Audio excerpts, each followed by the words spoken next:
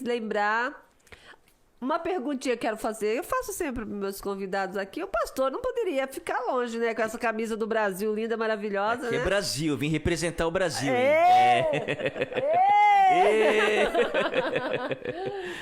Pastor, qual a sua posição política? Puxa, se tem uma coisa que eu gosto de política. Pastor. Eu sou muito fã. Minha esposa fica louca.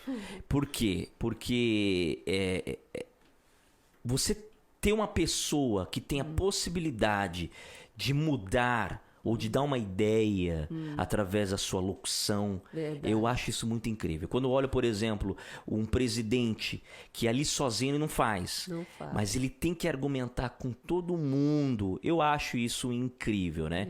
Então, assim, a minha visão política, eu sou um cara, não sou esquerda nem direita.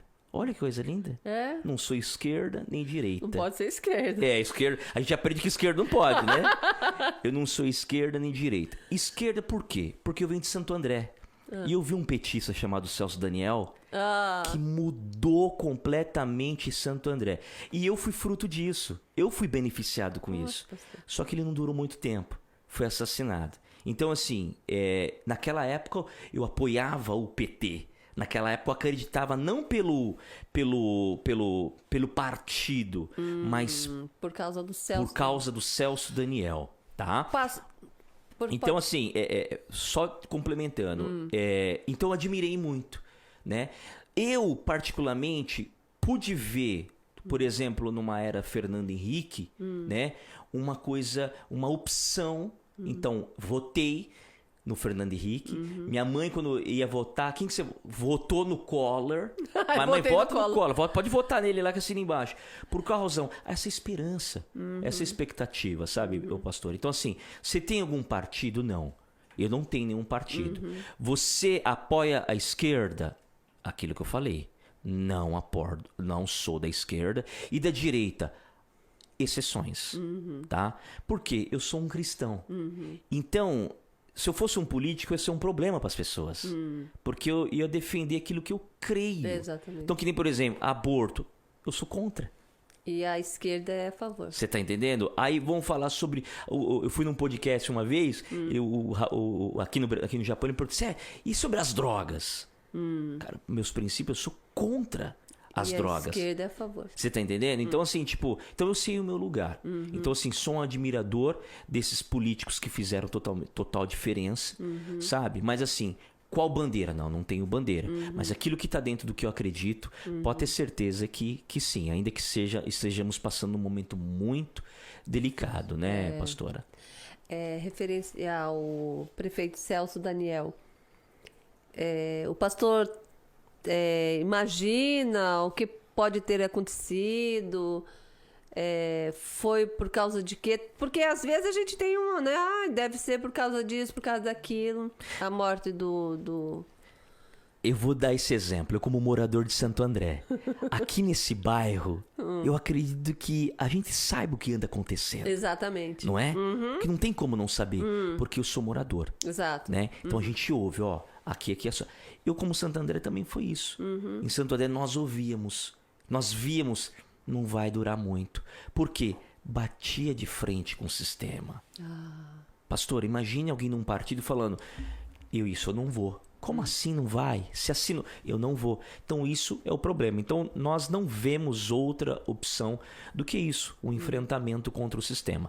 Eu vi uma reportagem outro dia do Cabrini, quando foi entrevistar o Fernandinho Beiramar. Sim. Eu achei muito interessante que o Fernandinho Beiramar falou assim, Cabrini, eu estou escrevendo um livro.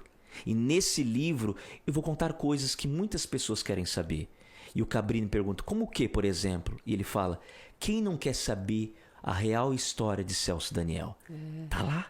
Então, quer dizer, se um cara de um partido, vamos dizer assim, de uma quadrilha, que sei que a gente quer dizer, tem o conhecimento, porque ele está ali, ele sabe o que acontece na vizinhança. Então não tem outra coisa em falar que realmente foi um problema aí de luta contra o sistema, né? Contra o sistema, né? Respondendo também, né? Foi o que aconteceu com o Bolsonaro, né?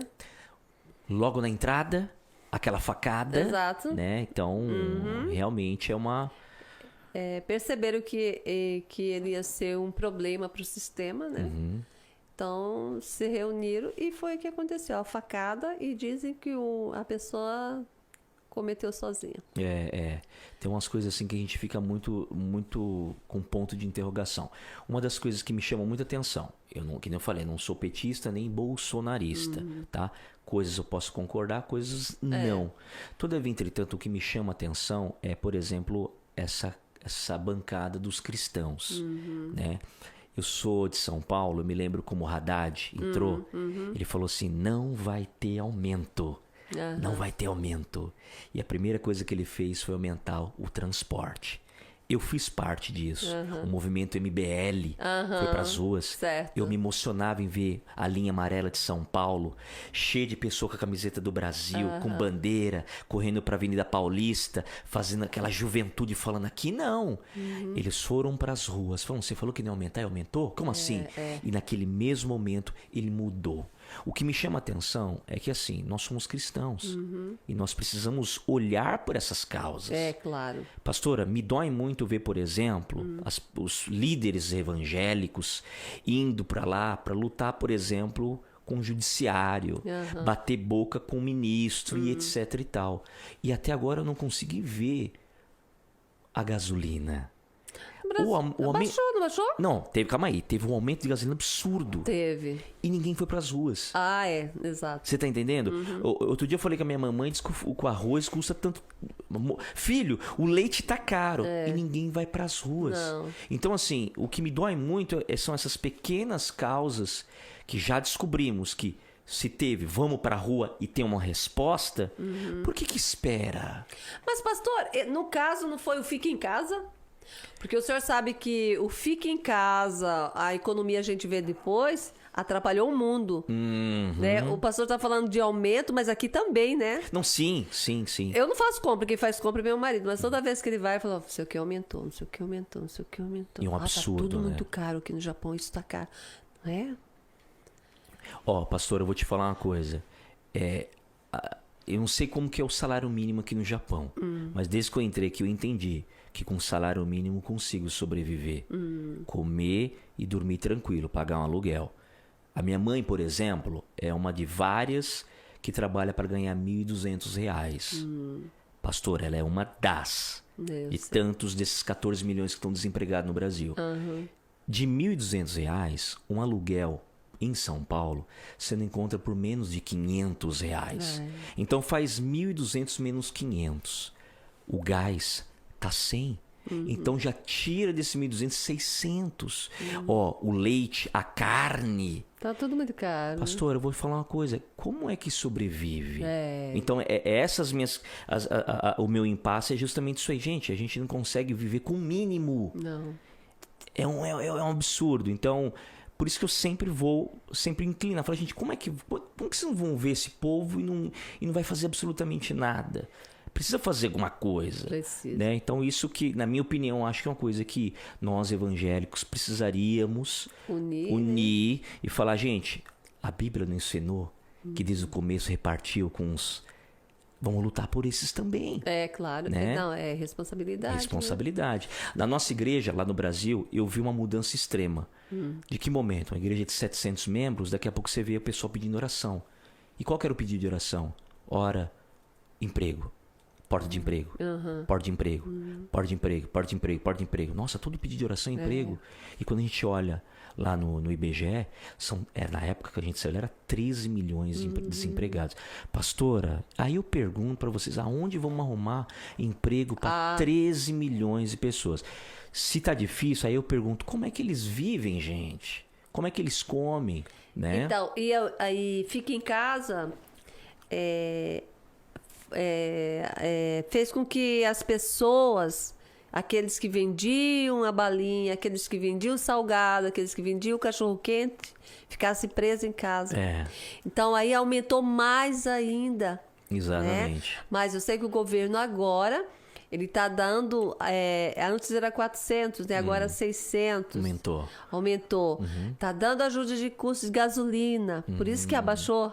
A gasolina no Brasil diz que abaixou.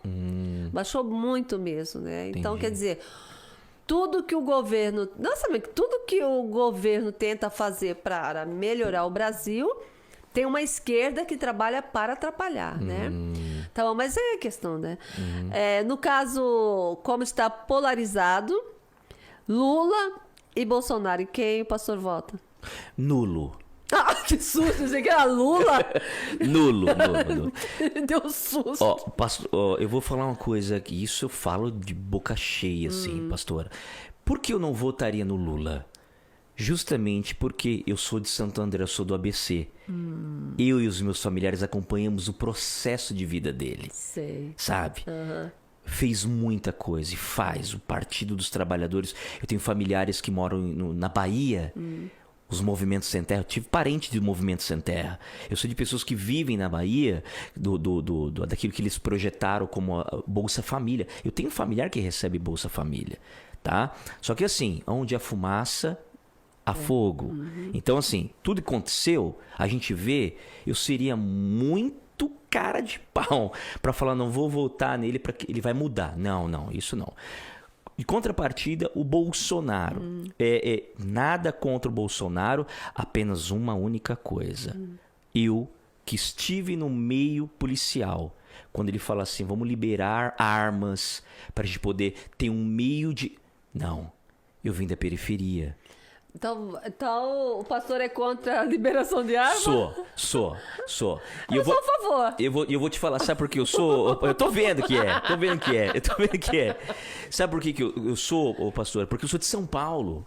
Por causa da criminalização. Isso, ó. São Paulo, vou te falar uma coisa. Morre a cada 2 minutos um motoqueiro. Na Marginal Pinheiros. Sei. Tá? Morre a cada 2 minutos, morre um motoqueiro. Ok. A cada 1 hora morre alguém com briga de trânsito. Detalhe, sem nenhuma arma. Se você não consegue ter um diálogo porque alguém fechou você, você acha que você com a arma você teria um diálogo? Mas a arma é para ficar em casa. Então, exatamente. Com certeza. Mas aí a pergunta é, eu tenho uma arma. Quando eu tenho uma arma, eu me sinto alguém. Por me sentir alguém...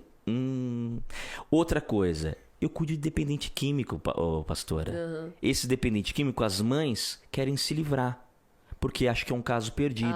A sociedade quer que mate, porque eles são problemas. É verdade. Só que você acredita que 90% dos dependentes químicos são esses que entram na casa para roubar a casa?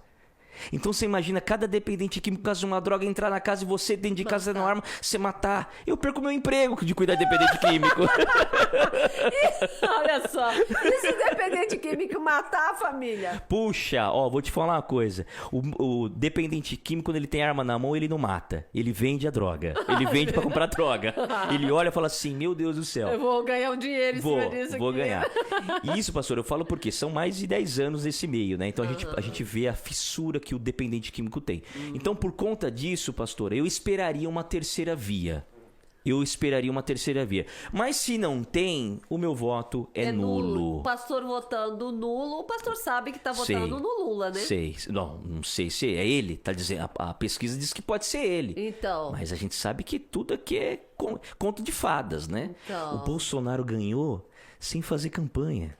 Exatamente. E o que falava lá nas pesquisas? Que tava perdendo. Então, assim, E ele vai ganhar no primeiro turno. eu acredito muito nessa coisa de burlar. Então, eu não dou meu palpite. Eu sei que os caras dão uma enganadinha. Dá. Só que o maior exemplo foi o Bolsonaro. Foi. As pessoas falavam, tomou a facada, já era. E olha, sem gastar um centavinho do fundo eleitoral. Exatamente. Né? Então, quer dizer... É algo a pensar, né? Se você... Eu acredito assim, se você votar nulo, quem vai ganhar esse voto será o Lula. Eu preciso de um voto que ninguém ganhe. Então, né? vota em mim. Mas é engraçado, eu falo isso, mas eu tinha muita vontade de ser político. Porque minha família, por parte de primos, é tudo envolvido na política. E olha que curiosidade, são tudo petistas. Meu Deus. É incrível. Então eu convivi com esse pessoal aí incrível.